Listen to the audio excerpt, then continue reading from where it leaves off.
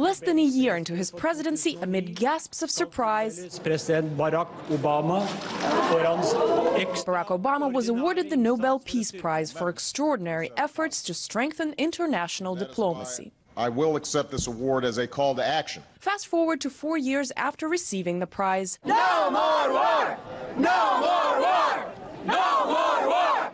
Going gets tough and diplomatic patience dwindles. We believe in peace, but we confront a world that is full of violence and occasional evil. Since the August 21st chemical attack outside of Damascus, President Barack Obama has advocated for the use of military force in Syria and said he would use it with or without the support of the UN or NATO. After this weekend's agreement to put Syrian chemical weapons under international control, the immediate threat of a strike is gone. But according to Washington, the military option remains on the table. If you win a prize for being the best at something and you're significantly less than the best at something, that it corrodes everything that matters. The idea of the strike spearheaded by a Nobel Peace Prize winning president, whom not just the Nobel Foundation, but many Americans initially trusted to be a leader of peace. Over the last 2 years, my administration has tried diplomacy and sanctions, warnings and negotiations. But chemical weapons were still used by the Assad regime.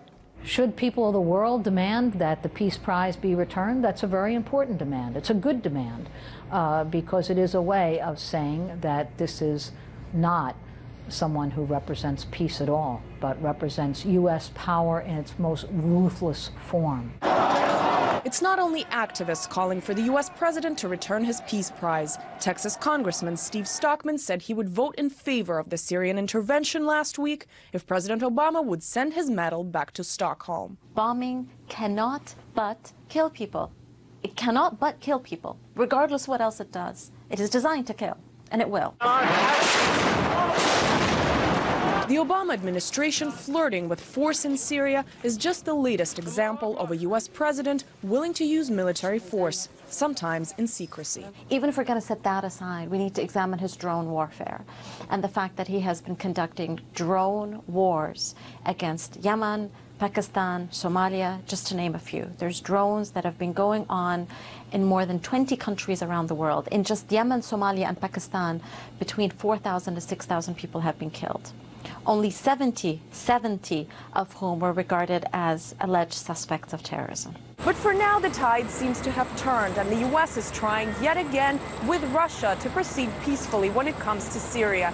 But with the violent crisis continuing, the military option remains one that Obama may return to, although activists are holding his feet to the fire to not just talk the talk, but walk the walk, regardless of how complicated peace through diplomacy may get.